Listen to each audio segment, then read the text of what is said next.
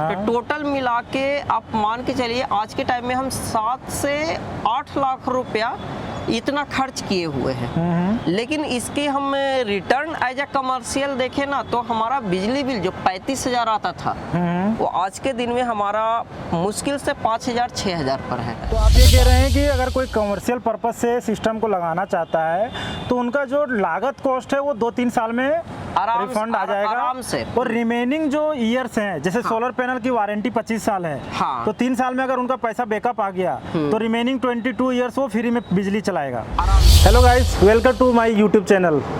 दोस्तों आज मैं गया से चल करके आया हूँ हरियाणा में एक जगह है फरीदाबाद जहाँ पे लूम सोलर का हेड ऑफिस है।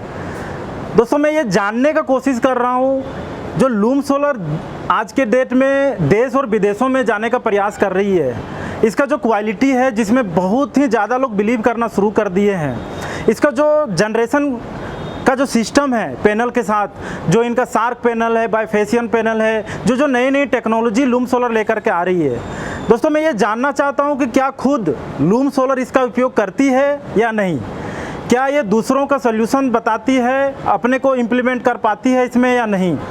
दोस्तों मैं कंप्लीट सोल्यूशन में जानने के लिए आया हूँ गया से चल करके फरीदाबाद में, और फरीदाबाद के ऑफिस में रह करके मैं आपको यहाँ का जो कॉमर्शियल पूरा का पूरा बिल्डिंग है लूम सोलर का, जो पूरा का पूरा सोलर सिस्टम से चल रहा है, मैं वो दिखाने का आप लोगों के साथ प्रयास करूँगा और मैं पूरा का पूरा डिटेल जानकारी आपको दूंगा। लूम सोलर आगे और क्या प्लान करने जा रही है, कंज्यूमर्स को क्या क्या बेनिफिट्स दे रहे हैं, कॉमर्शियल कंज्यूमर्स के लिए क्या क्या बेनिफिट लूम सोलर के तरफ से मिलेंगे।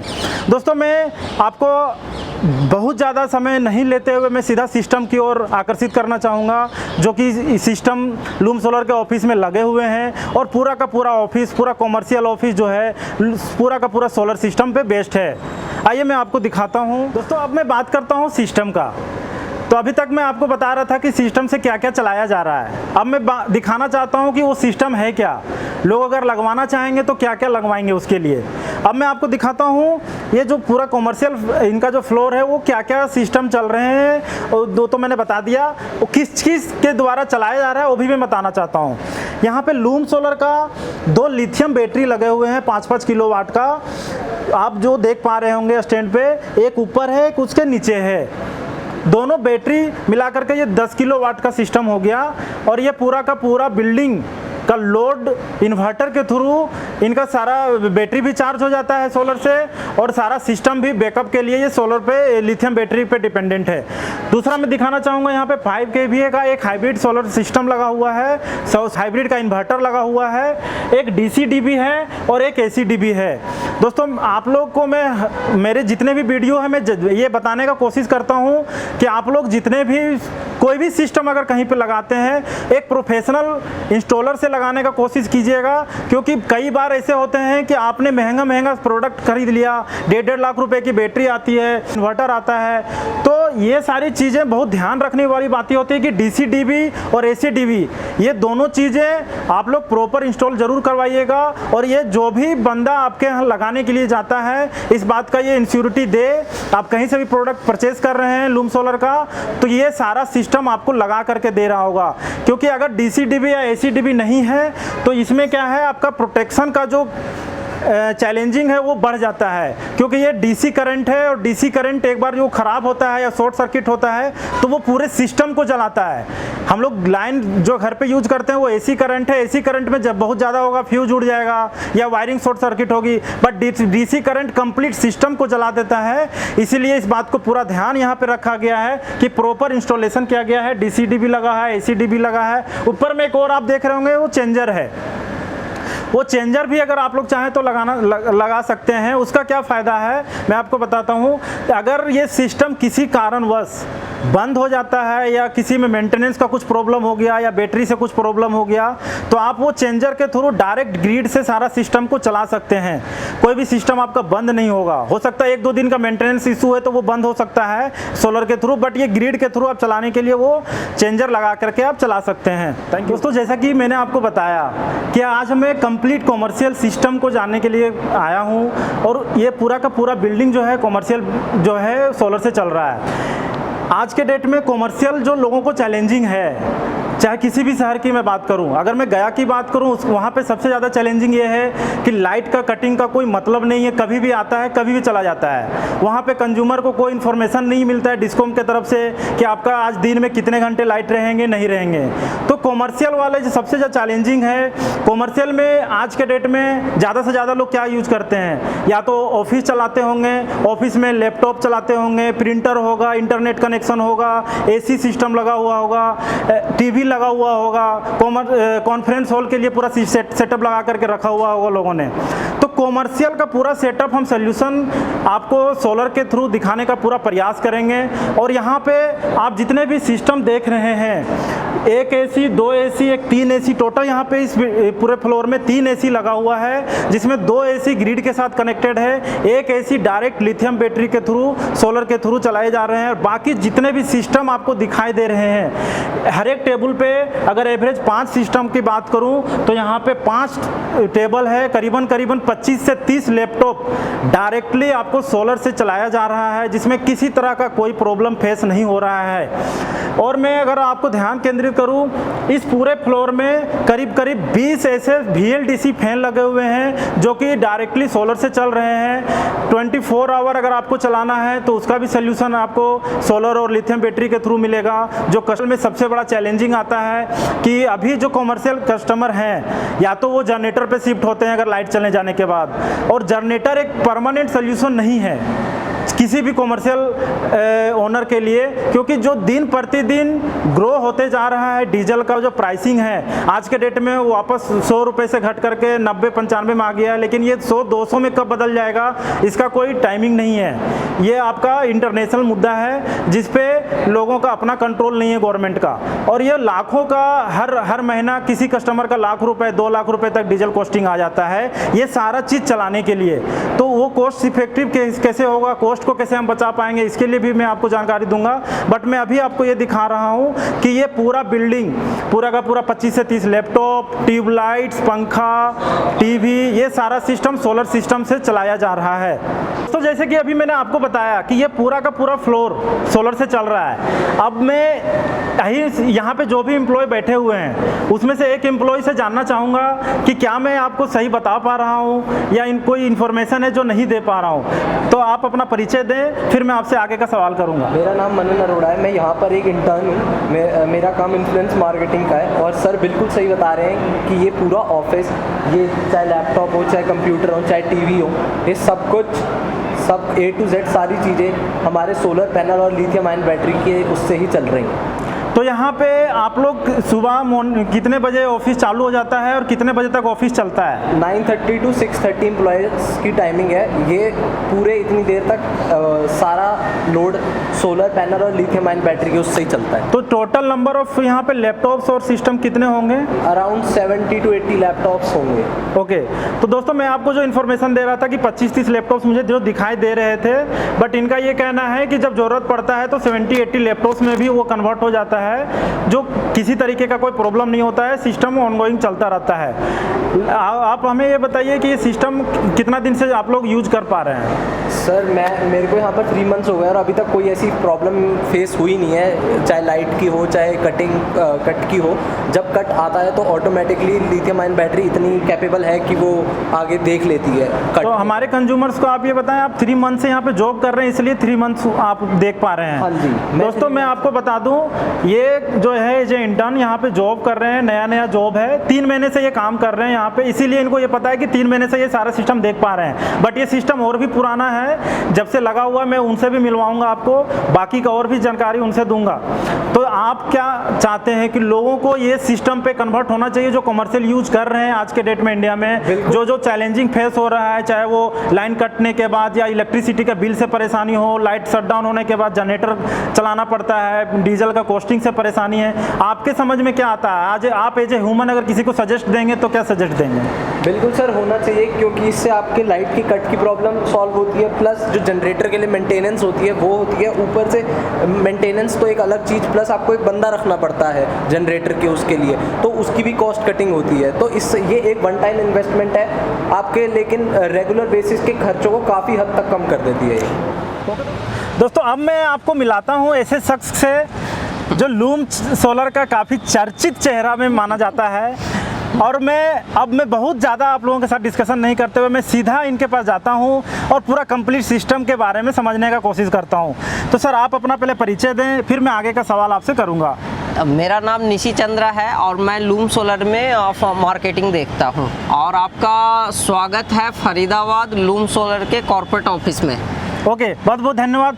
तो सर आप मुझे ये बताइए कि आपने लूम सोलर का ये जो शार्क पैनल लगाया हुआ है, इसका क्या क्या खासियत है जो बाकी कंपनी या बाकी पैनल्स में नहीं है? पहला पॉइंट तो मेरा ही है आपके साथ। सबसे पहले हम आपको ये बताना चाहूँगा कि ये जो एरिया है वो क्या है। ये फरीदाबाद का एक इंडस्ट्रियल एरिया है। ओके। और इंडस्ट्रियल दिमाग में आते ही होता है कि फैक्ट्री होगा, मैन्युफैक्चरिंग प्लांट रहता है। तो आप आसपास देख रहे होंगे बिल्डिंग है, मैन्युफैक्चरिंग प्लांट है, ऑफिसेस है। तो यहाँ पर हमारा ये कॉर्पोरेट ऑफिस है। ठीक है, ऑफिस है ये। तो यहाँ पर हम अपने ऑफिस में ये पूरे के पूरे सोलर सिस्टम और जो नीचे आप लिथियम बैटरी वाला कैमल बैटरी जो देखें, और यहाँ पर ग्रिड से हम पूरा का पूरा ऑफिस चला रहे हैं। ओके। तो जैसा कि आपने निशी जी से खुद सुना कि ये पूरा का पूरा सिस्टम जो है सोलर के थ्रू चला रहे हैं कॉमर्शियल एरिया होने के बावजूद। दोस्तों कॉमर्शियल एरिया में एक बहुत बड़ा चैलेंजिंग जो आता है वो बिल्डिंग्स का आता है कि कई जगह ऐसा एरिया मिलेंगे कि आपको काफ़ी हाइट्स बिल्डिंग मिलेंगे, उसको जहाँ पे लगाना है वहाँ पे शेडो का इशू है, या तो हमारे पास लगाने का जगह नहीं है। तो मुझे लगता है कि हम लोग जो शार्क पैनल लगा रहे हैं इसका इफिशिएंसी इतना ज़्यादा है कि इन सारे चीज़ों का चैलेंजिंग को ख़त्म कर देता है। अगर इसमें हल्का सा भी लाइट का रिफ्लेक्शन आ रहा है तो इसका जनरेशन बरकरार रहता है। क्या मैं सही बोल पा रहा हूँ आपको? देखिए इसमें आपका बात सही है कि कमर्शियल में जैसे कि ये जो ऑफिस हमारा है ये 500 गज में बना हुआ है। ठीक है, 500 गज में बना हुआ है, बट यहाँ की जो कंजम्पशन है 50 किलोवाट का एवरी टाइम, क्योंकि यहाँ पर मैन्युफैक्चरिंग प्लांट भी है, कॉर्पोरेट ऑफिस भी है। तो यहाँ पर एक्चुअल पावर कंजम्पशन 50 किलोवाट का है। 50 किलोवाट लगाने के लिए पूरा का पूरा हम छत ऑक्यूपाई करेंगे तब यहाँ 50 किलोवाट का सोलर सिस्टम लग सकता है। लेकिन हमें यहाँ पर जो एरिया मिला है, जैसे कि आप ये वाला जो एरिया देख रहे हैं वो सीढ़ी वाला एरिया है, ज़्यादा नहीं है। आप यहाँ पर 1 2 3 4 5 मुश्किल से 6-7 पैनल यदि हम और थोड़ा सा करें क्यों तो ये इतना लगा सकते हैं। लेकिन यहाँ पर 5 सोलर पैनल यहाँ लगाए हुए हैं, कुछ आगे हम टीन साइड पर रखे हुए हैं, क्योंकि यहाँ पर जितना स्पेस हमें मिला है उतना में हम सोलर लगा सकते हैं। तो कम स्पेस में जो ज़्यादा बिजली बनाने वाली सोलर पैनल होगा वही सबसे फ़ायदेमंद रहेगा। तो इसकी आप ये मुझे बताइए, आपने ये जो सिस्टम लगाया है आप लोगों को क्या सजेस्ट करेंगे? लोगों को शार्क पैनल ही क्यों लगाना चाहिए? क्योंकि मार्केट में तो पॉली पैनल भी है, मोनो पैनल्स भी है, बट ये शार्क बाकी सबसे अलग क्यों है और कैसे है? देखिए जिसमें हम लोग जैसा कि लूम सोलर जानी जाती है लेटेस्ट टेक्नोलॉजी प्रोडक्ट के बारे में के लिए। ठीक है, सबसे पहले हम खुद से यूज करते हैं। अब जैसे कि इस साल हम लोग ने पहले हम लीड एसिड बैटरी यूज करते थे, उसको बैटरी को चेंज करके हम लिथियम आयन बैटरी, जो मतलब पहले है कि जैसे कि हम बताए थे पहला वीडियो लूम सोलर पर जो हम बनाए थे कि पूरा ऑफिस हम एक बैटरी पर चला रहे थे। ठीक है, आज के दिन में हम कम्प्लीटली वो प्रोडक्ट यूज कर रहे हैं जो ज़्यादा इफिशियंसी, जैसे ये solar panel shark solar panel है, ये 22% इफिशियंसी पर काम करता है। ठीक है, यदि हम इस सोलर पैनल को लगाएंगे तो ये जगह कम ऑक्यूपाई करेगा। ओके, पहला बेनिफिट्स ये है। ठीक है, दूसरा है कि ये मोनोपर्क टेक्नोलॉजी का सोलर पैनल है। ये हाफ कट टेक्नोलॉजी का सेल है। जैसे कि आप देखते होंगे कि सामने एक बिल्डिंग है, बिल्डिंग का शैडो भी आता है। लो लाइट है तो बिजली भी जनरेट करते रहना चाहिए। तो ये हाई इफिशियंसी होने के कारण ये सोलर पैनल का चुनाव किया गया है। और दूसरे प्रोडक्ट की हम बात करें तो यहाँ पर हमारा बैटरी लगा हुआ है और हाइब्रिड इन्वर्टर लगा हुआ है। तो बैटरी में जैसे कि हम लोग को हम बताते हैं कि बैटरी हमारा पहले हमारा 2 फ्लोर है यहाँ, ठीक है। पहले हम चार बैटरी एक फ्लोर के लिए हम लगाते। अब ठीक है। उसको हटा के हम एक जगह पर ही 10 किलोवाट आवर का बैटरी लगा दिए हैं। एक इन्वर्टर है, इन्वर्टर हम high frequency inverter fusion series का जो आता है वो लगाया हुआ है। ठीक है। उसका बेनिफिट्स ये है कि नॉर्मल इन्वर्टर में जाएंगे तो उसका इफिशियंसी 80% पर होता है, ओके। कि जो 80% जाएगा तो ओवरलोड होके वो बंद हो जाएगा। यहाँ पर क्या है कि हमारा लोड ही 4500 वाट का है और जो इन्वर्टर 5 kVA का है, 5 किलोवाट का है, उसका 98% तक का इफिशियंसी रहता है। तो यदि गलती से कभी लोड 4800 वाट 4900 वाट चला जाता है तो ओवरलोड नहीं होता है। ठीक है। तो जो सिस्टम 7.5 किलोवाट का होना चाहिए था वो सिस्टम में हम 5 किलोवाट में आज के टाइम में काम चला रहे हैं, तो ये हमें फ़ायदा सबसे ज़्यादा है। तो आप मेरे व्यूवर्स को बताएं कि ये जो आपने पूरा कॉमर्शियल यूज़ के लिए लगा रखा है, अगर मैं किसी कॉमर्शियल कंज्यूमर्स को ये सारे बेनिफिट्स बताने के लिए जाता हूँ तो एक सबसे बड़ा जो चैलेंज आता है वो प्राइस का आता है। तो आप मुझे बता दें कि ये पूरा कंप्लीट सिस्टम लगाने के लिए 40-50 लैपटॉप चलाने के लिए, टीवी चलाने के लिए, एसी चलाने के लिए जो आपका जो सिस्टम आपने जो मॉड्यूल लगा रखा है, इसका एक कॉस्टिंग क्या आएगा? देखिए, इसके पहले कॉस्टिंग जानने से पहले इसमें होता है कि इस इतने बड़े सिस्टम का स्टेप कैसे उठाए। ठीक है। तो सबसे पहले वो इन्वर्टर पर सोचे, इन्वर्टर, क्योंकि ये बैटरी और सोलर पैनल आज के टाइम में ये दोनों का फीचर है इजीली एक्सपैंड होना। इन्वर्टर इजीली एक्सपैंड नहीं हो सकता है। तो इन्वर्टर जैसे कि हम अपने ऑफिस में हम बहुत सारे इंजीनियर हैं, वो चेक करते रहते हैं, खुद हम भी चेक करते रहते हैं कि हमारे ऑफिस में लोड कितना है। एज अ मार्केटिंग पर्सन हमें पता है कि हमारे ऑफिस में लोड कितना चल रहा है। हम जो 4500 वाट 4600 वाट की बात कर रहे हैं, जिसमें हमारा एसी भी है, एक इन्वर्टर एसी भी लगा हुआ, स्प्लिट एसी, लाइट है, लैपटॉप है, कंप्यूटर है, वाटर कूलिंग मशीन है, प्रिंटर है और इंटरनेट है, बायोमेट्रिक्स है, इन टीवी है। तो ये सारा का सारा हमारा जो कंजम्पशन है मैक्सिमम 4500 वाट जाता है। तो उस Okay. हिसाब से हम 5 किलोवाट की इन्वर्टर लगाए हैं। बैकअप पहले हम एक बैटरी लगाए थे जिसका बैकअप यदि हम 4500 वाट का लोड हम 1 घंटा चला दिए तो पूरा का पूरा 1 घंटे में पूरा बैटरी ख़त्म हो जाएगा। लेकिन यदि उसी के साथ हमारा 5 किलोवाट का सोलर पैनल भी लगा हुआ है तो यदि हम 4500 वाट का लोड दिन के टाइम में, हम एक बैटरी भी है मेरे पास, वो दिन के टाइम में हमारा वो चलते रहेगा।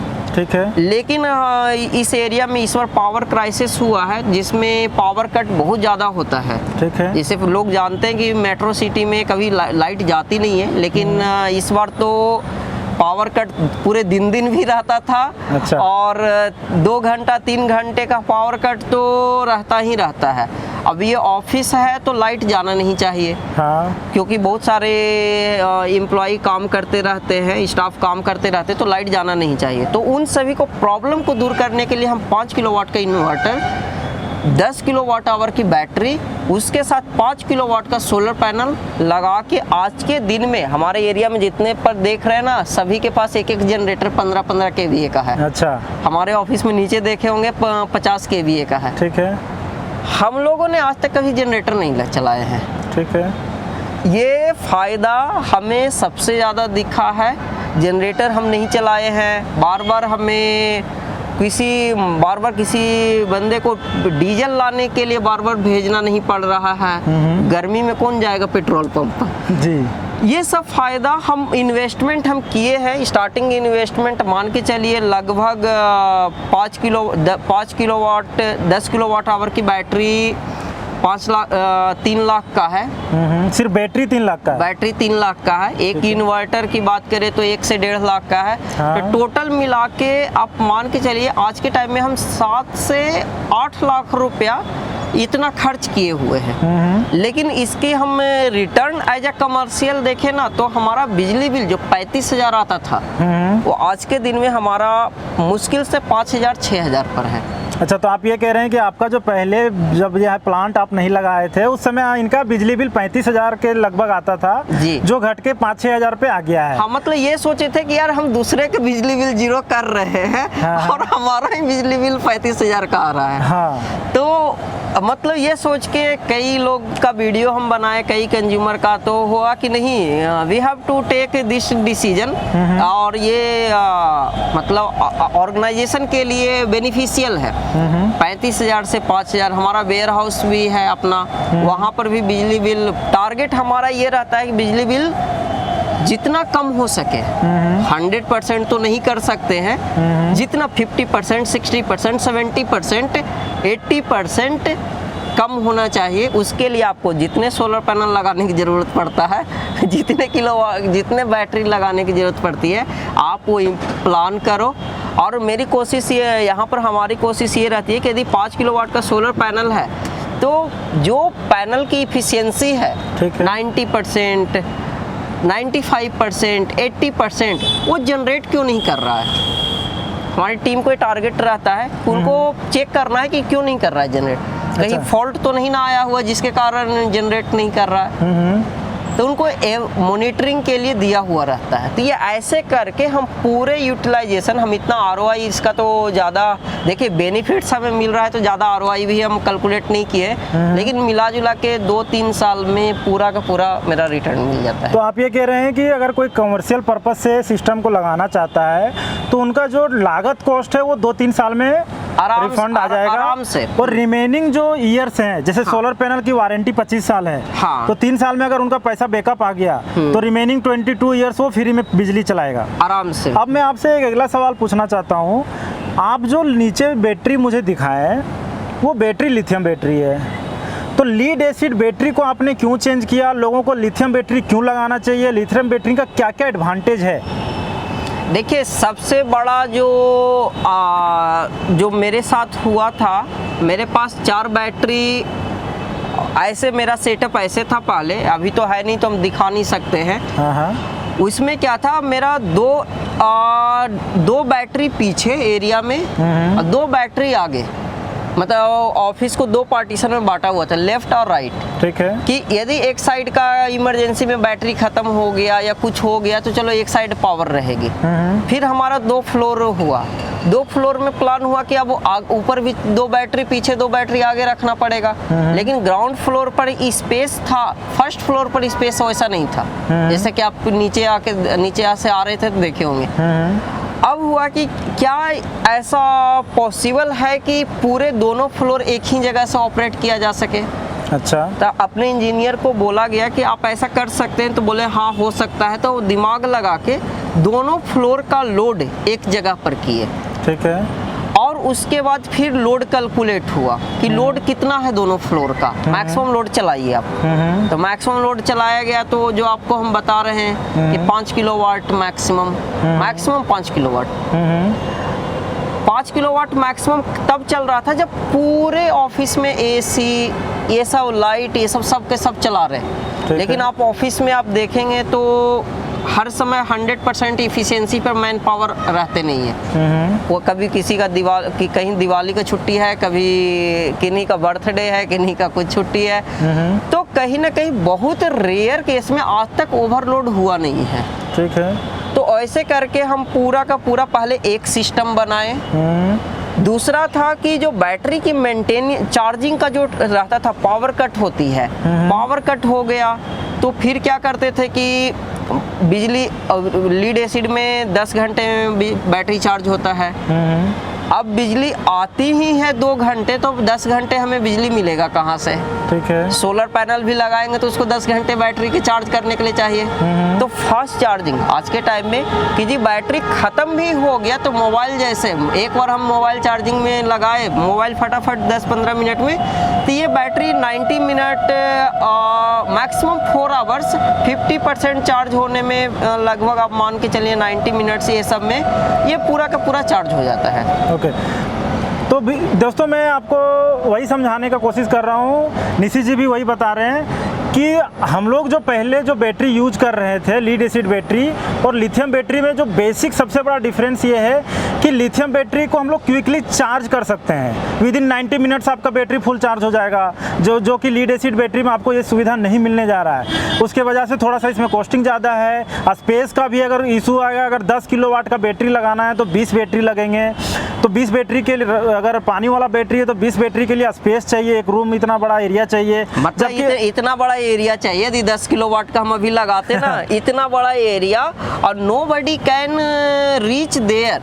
यदि उसकी सर्विस करने की बारी आ जाएगी, मेंटेनेंस की बारी, तो मतलब जमीन काले पड़े हुए हैं। बैटरी के कारण जमीन काला पड़ा हुआ है, एसिड गिरते गिरते, और पूरा धूल मिट्टी लग के कोई छू नहीं सकता है उसको।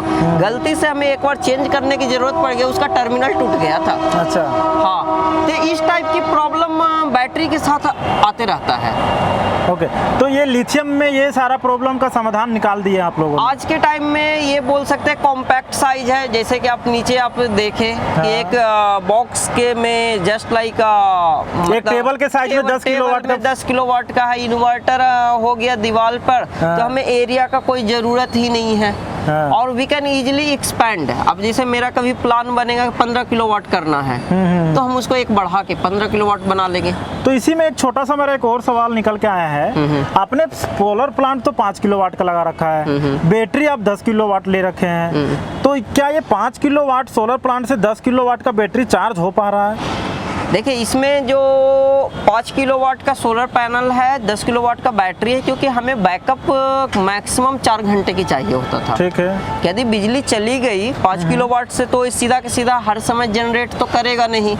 ये मॉर्निंग टू इवनिंग, जैसे जैसे पीक आवर रहेगा तो 80-90% पर जनरेट करेगा। फिर इवनिंग हो गया, जैसे अभी के टाइम में इवनिंग हो रहा है, 6 बज रहा है, अभी के टाइम में सोलर कुछ भी नहीं जनरेट कर रहा। तो हमें इस टाइम में यदि पावर कट हो गई, तो हमें ऑफिस जो चलता है 10 बजे तक चलता है, तो कम से कम इतना तो बैकअप होता। हमें बैकअप के लिए 10 किलोवाट है, सोलर पैनल 5 किलोवाट है, जिससे डे के टाइम में लोड 100% सोलर पर चलते रहे। ठीक है। बाकी का जो बैटरी बचा वो बैटरी से चलेगा।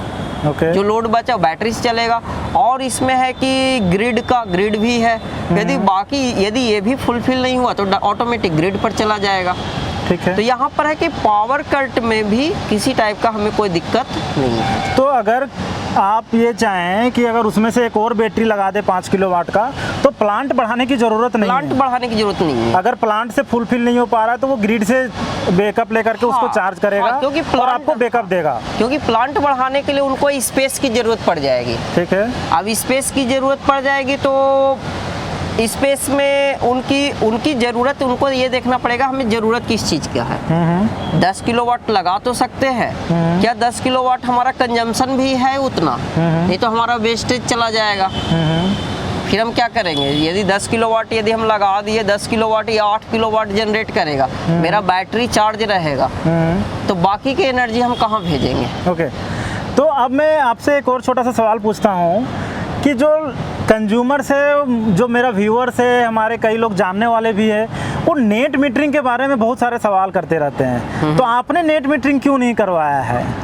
देखिए, नेट मीटरिंग के बारे में जहाँ तक हमें पता है, ऑन ग्रिड सोलर सिस्टम में ऑन ग्रिड काम ऐसे करता है कि सोलर से बिजली जनरेट करेगा। ठीक है। लोड यदि चलते रहा तो सारा, मतलब जितना लोड है, यदि 5 किलोवाट का सोलर है, 4 किलोवाट जनरेट कर रहा और हमारा लोड 4500 वाट है, तो एक्सपोर्ट नहीं करेगा, वो पूरा का पूरा कंज्यूम कर लेगा। जो भी 10-25 यूनिट जनरेट किया या 20 यूनिट किया, वो पूरा का पूरा कंज्यूम कर लिया।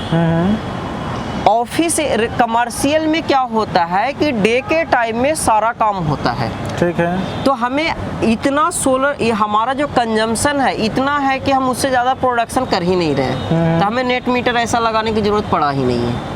अच्छा, तो दोस्तों आपने खुद इनसे सुना कि इनको नेट मीटरिंग का ज़रूरत नहीं है। नेट मीटरिंग का ज़रूरत कॉमर्शियल हो या डोमेस्टिक हो, नेट मीटरिंग की ज़रूरत तभी पड़ती है जब आपको बिजली गवर्नमेंट को देना हो या एक्सपोर्ट करना हो, जिसका आप हर महीना कैलकुलेशन करके वो बिल बनेगा और बिल में आपको मेंशन रहेगा कि कितना यूनिट आपने एक्सपोर्ट किया है। बट इनका लूम सोलर का जो ऑफिस है वहाँ पे एक्सपोर्ट करने की इनकी ज़रूरत नहीं है। जितना इनका जनरेशन है कहीं ना कहीं उससे ज़्यादा इनका कंजम्पशन है, इसलिए इनको नेट मीटरिंग का प्रॉब्लम में नहीं फंसना ये बेटर समझे इसलिए इन्होंने ये पूरा का पूरा सिस्टम को ऑफ ग्रिड और हाइब्रिड सिस्टम बना रखा है। क्या मैं सही बोल रहा हूँ? जी, और यहाँ पर दिल्ली एनसीआर में हम आपको बता दें कि यहाँ पर ऐसे छोटे प्लांट नहीं, बड़े बड़े प्लांट चल रहे हैं 100 किलोवाट का साइट बिना नेट मीटर का।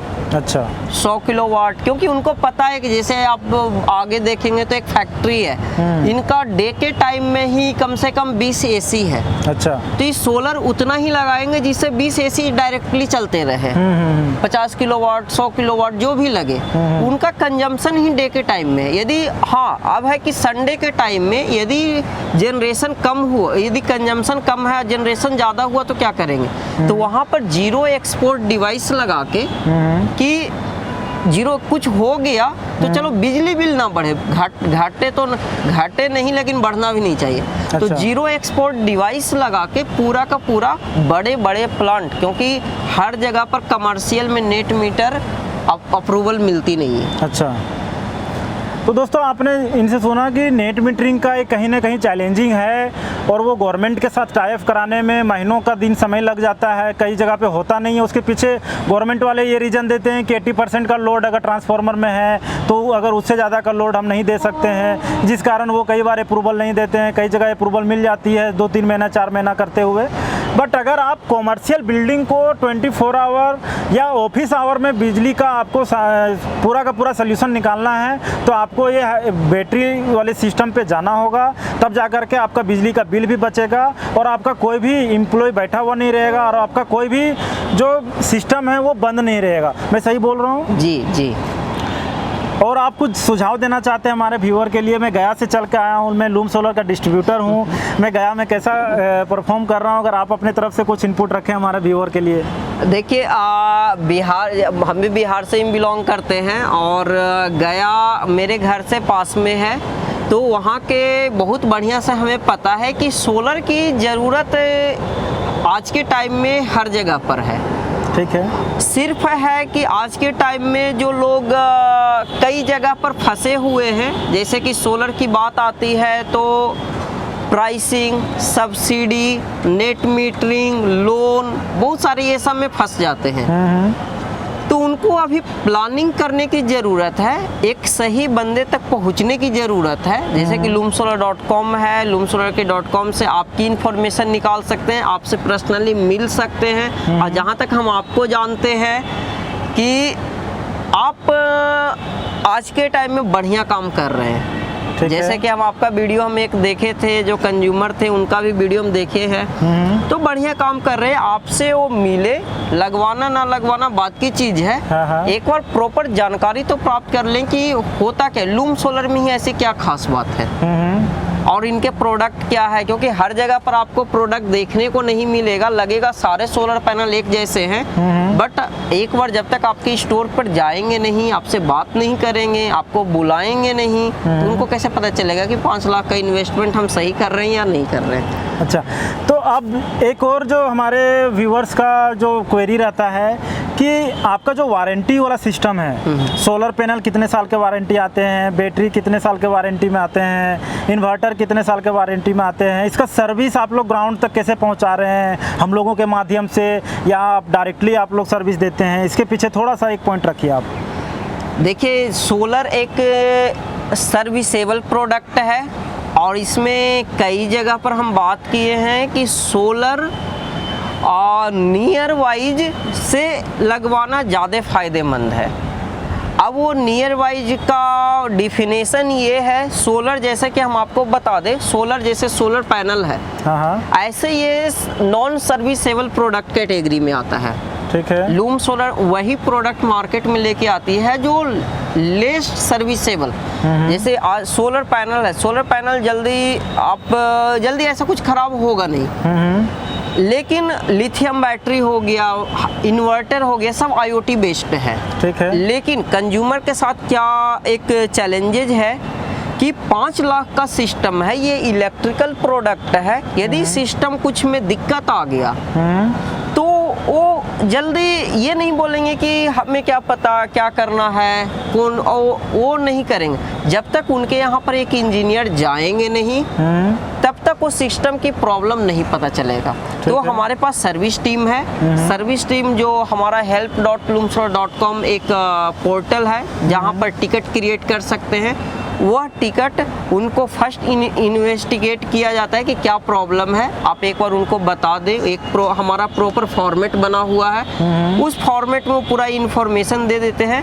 फिर उसके बाद यदि फर्स्ट स्टेप में सोल्व हो जाता है तो वेल एंड गुड है। यदि कुछ माइनर लेवल का कनेक्शन ये सब का, जनरली क्या होता है कनेक्टर ढीला हो गया जिसके कारण पैनल जनरेट नहीं किया, कुछ इस टाइप की दिक्कत होता है तो चेंज हो जाता है। यदि मेजर प्रॉब्लम आ गया तो वहाँ पर हमारे जो लोकल पर्सन हैं उनको कंज्यूमर के यहाँ भेजा जाता है। वो एक बार चेक करते हैं, यदि वो सर्विसेबल ग्राउंड पर होता है तो सर्विस वहीं दे दिया जाता है, नहीं तो हमारे कॉर्पोरेट ऑफिस आ जाता है। फिर वहाँ से यहाँ से वो प्रोडक्ट रिप्लेस करने के लिए होता है तो रिप्लेस हो जाता है, नहीं तो सर्विस के लिए रहता है तो बन के चला जाता है। ओके, तो अब आप ये कह रहे हैं कि अगर ये पैनल आपका वारंटी पीरियड में है 25 ईयर के अंदर, और अगर ये पैनल्स में कुछ प्रॉब्लम्स आते हैं तो आप लोग क्विकली ग्राउंड में सर्विस देते हैं, हाँ, कंज्यूमर को कोई प्रॉब्लम फेस नहीं होता है। हाँ, इसके लिए प्रॉपर प्लेटफॉर्म बना हुआ है, सिर्फ उनको वो एक प्रोसीजर फॉलो करना है। ओके, तो दोस्तों आप लोगों के मेरे तरफ से जितना संभव हो पाया सारा क्वेरी आपको पूरा कराने की कोशिश किया हूँ। आप लोग ज़्यादा से ज़्यादा मेरे वीडियो को शेयर करें, सब्सक्राइब करें, लाइक करें, और मैं आपको मिलता हूँ जल्द नए वीडियो के साथ। Thank you. लोन वाला तो छोड़ दिए।